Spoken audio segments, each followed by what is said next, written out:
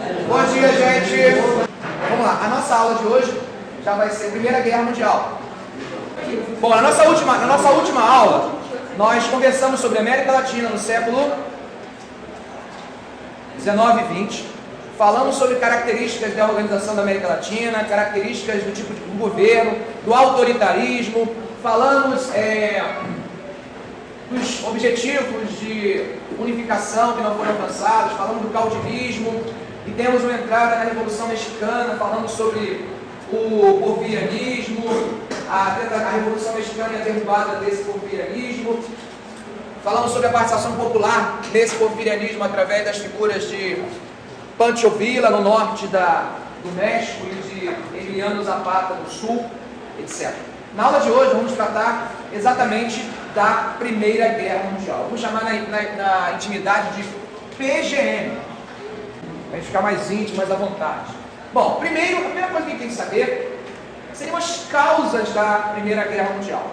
Tradicionalmente, tem uma causa que sempre salta aos olhos quando a gente fala de Primeira Guerra Mundial. As disputas imperialistas. As disputas entre as potências europeias por colônias na África e na Ásia acabam sendo um motor importante na construção dos conflitos que levariam o mundo à Primeira Guerra Mundial. Tá? Já estudamos imperialismo, já conhecemos como é que isso vai se dar, aquelas disputas todas. Bom, mas é só isso? Não, tem outras coisas. Por exemplo, você pode afirmar que os nacionalismos, isso quer dizer que na Europa, na segunda metade do século XIX, isso acaba ganhando muita força, movimentos nacionalistas vão se espalhar. Então começa a haver um sentimento muito forte de identidade entre alguns grupos. E esses grupos começam a sentir a necessidade de expurgar do seu meio as figuras que não fazem parte desse grupo. Calma que eu vou exemplificar, vai ficar muito mais fácil de entender. Exemplos. Judeus é uma nação que existia há 2000 anos sem ter estado nem território. Então existia judeu em Portugal, existia judeu na Espanha, existia judeu na Rússia, existia judeu no mundo inteiro, certo? Só que acontece o seguinte, quando chega nesse momento nacionalismo exagerado nos países, os países começam a valorizar a sua própria identidade étnica e olhar para aqueles que não são daquela identidade e começar a sentir vontade de vê-los longe. Ou isso. Então você vai ter no século XIX um sentimento muito forte em todo o mundo de antissemitismo. O que é antissemitismo? Anti-judeu. Você vai ver também o próprio judeu, tá? Tentando se reunir a partir da sua própria identidade e criando o quê? Movimentos que valorizem a sua nacionalidade. É o chamado movimento sionista. Okay? Você vê, por exemplo, na região que hoje nós chamamos de Alemanha, também um sentimento de pertencimento entre os grupos. E aí, nós vamos ter uma tentativa, um projeto chamado de pan-germanismo. Pan-germanismo. Que era a tentativa de quê? De criar uma grande nação germânica. Você também vai ver, por parte da Rússia, um forte sentimento nacionalista que vai buscar na sua principal etnia identidades com outros povos, também incentivando a criação de uma grande nação de origem eslava. Então nós vamos ter também, pregado pela Rússia, defendido pela Rússia, o chamado pan-eslavismo. O pan-germanismo é pregado pela Alemanha, tá? Há uma tentativa de criar uma grande nação formada por germânicos, ok? E aqui está se valorizando a etnia, que eu falei, identidade. A Rússia vai buscar criar o pan-eslavismo, baseado nessa etnia eslava, ok? A França, ela vai também ter um sentimento nacionalista forte, principalmente incentivado por aquilo que a gente conhece como revanchismo francês. Esse revanchismo francês ele vai chegar ao ponto de influenciar atitudes quase suicidas dos seus soldados, baseado naquilo que a gente chama de chauvinismo. O que seria isso? Soldados que querem lutar pela França de qualquer maneira. E aí você tem exemplo de soldados que vão à guerra, são filhos, dão um tiro, aí volta para casa. Aí fica doido para ficar bom de novo, vai para a guerra, voltou na outra, e volta. Mas aí eu prefiro ficar descansando, não, quero esse sentimento forte de lutar pela nação francesa. Tá? Então são um sentimento muito forte que acaba gerando o quê? Rivalidade. Então nós não podemos dizer que apenas existem as disputas imperiais como motivo para a Primeira Guerra. Nós temos os nacionalismos. E uma coisa que está muito relacionada a esse revanchismo francês aqui é o terceiro ponto que eu quero destacar, que é a quebra do equilíbrio europeu.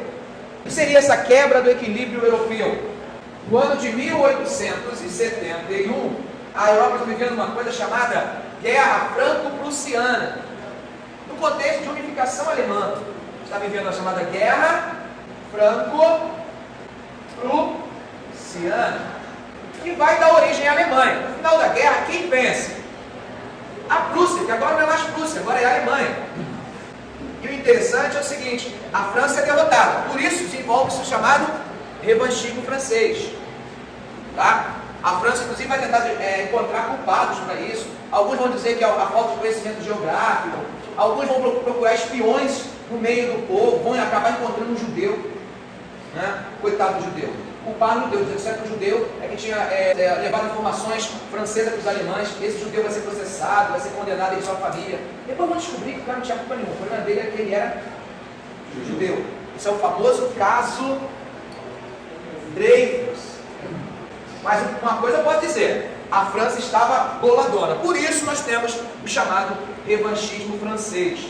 Agora tem um problema, surgiu uma grande nação na Europa com o fim dessa guerra, porque cerca de 38 estados se uniram e formaram um país só. E aí vocês devem lembrar que lá em 1814, 1815, houve o chamado Congresso de Viena. E o Congresso de Viena tentava arrumar a Europa depois da Era Napoleônica. E eles vão discutir como evitar uma nova situação daquela da França napoleônica. E a ideia, uma das ideias é manter o equilíbrio. Nenhuma nação poderia ser muito mais forte que a outra. Tá? E isso vai perdurar ao longo do século XIX. Quando chegamos em 1870, surge uma grande nação na Europa. E essa grande nação pode ser que leve o quê? A quebra do equilíbrio. Então isso é um outro motivo, porque a Alemanha, depois de criada, ela vai querer tirar crédito do seu tamanho. E aí, de certa forma, a gente pode ligar essa quebra do equilíbrio a isso aqui também. Porque a Alemanha, ao se tornar uma grande potência, ela vai querer ganhar maior espaço nessas disputas imperialistas. E isso vai gerar o quê? Conflitos. Beleza? Então, até agora, nós discutimos algumas tentativas de explicar o porquê que a Primeira Guerra começou. Tranquilo até aí? Dúvidas? Nenhuma. Esse silêncio diz que não. Então vamos lá. Quando a Alemanha surgiu como potência, nós vamos dividir a história da Alemanha entre o seu surgimento e a Primeira Guerra em dois períodos. Tá? Quais são os dois períodos? O período que vai de 1870 até 1890 e um que vai de 1890 até 1919. 19 porque eu estou falando já do final da guerra, tá? O final do domínio desse governo aqui. O primeiro a gente vai chamar de Realpolitik. E o segundo a gente vai chamar de Weltpolitik. Bom, durante esse período aqui, quem mandava realmente na Alemanha era uma figura chamada Otto von Bismarck. Vocês já conhecem ele, o Ottinho, que foi quem liderou a unificação alemã. O Otto, ele era um cara malandro, esperto, inteligente, sagaz, um político experiente. E aí ele sabe que com a unificação alemã, a Alemanha se torna uma grande nação, mas isso não é seguro, isso é perigoso. Perigoso por quê? Segundo a ideia de equilíbrio europeu, toda vez que uma grande nação surgisse, colocava em risco o sistema, né? Então qual seria a ideia? As outras potências se uniriam para acabar com essa ameaça. Então concorda comigo, quando a Alemanha surge, o Bismarck pensa, eles vão se sentir ameaçados. E aí a Alemanha corre riscos. Não vai dar nem para a gente começar a se desenvolver legal. Então ele começa a pregar a chamada Realpolitik. A gente pode usar uma frase para definir esse momento da história alemã, logo no início. Nós somos uma nação satisfeita. O que quer dizer isso? Na política externa, Bismarck vai afirmar para todos, a bom som, nós somos uma nação satisfeita, ou seja, não temos nenhuma ambição de se expandir, de ir para outros lugares, de lutar por mais espaço, nós estamos satisfeitos. É claro, isso era um discurso. Enquanto isso, ele ia fazendo o quê? Alianças secretas com os estados europeus. E qual a grande intenção de Bismarck ao fazer essas alianças secretas? Isolar a França. Foi. Bismarck é Alemanha. Tá? Qual era a grande intenção de Bismarck ao fazer essas alianças secretas? Isolar a França. A rivalidade entre a Alemanha e a França existiam, não acabaram com o fim da guerra franco-prussiana. Pelo contrário, eles se aproximaram mais. Tá? Então vocês já sabem como começar a se pensar em aliança. A primeira aliança, ela é feita entre 3 países. Nós, a Alemanha, é uma nação satisfeita. Entendeu a lógica do que está dizendo isso, que é uma nação satisfeita? Ele está dizendo para os outros, calma, não quero nada. Estou bem aqui, não vou tirar de vocês. Não importa, sou grande, mas sou um grande sem olho grande. Entendeu? Por aí. A primeira aliança que ele consegue fazer é uma aliança que vai ser formada pelos seguintes países: Alemanha, Império Austro-Húngaro e Rússia. Essa aliança vai ser conhecida como Liga dos 3 Imperadores. Muito bem, só que tem um pequeno problema nessa aliança aqui. O problema está que esses 2 países aqui, eles têm sérios problemas. Os 2 disputam uma região, que vocês vão anotar aí, que talvez vai falar muito nela, uma região da Europa chamada Balcãs. Tá? Os 2 têm interesse nos Balcãs. Esse interesse dos 2 nos Balcãs vai acabar gerando o quê? Uma impossibilidade de se manter essa aliança. Não pode ter 3 caras juntos, 2 deles brigando, e brigas sérias. Não dá. Então, o que vai acontecer é que a Rússia vai sair dessa aliança. Não foi bem sucedido.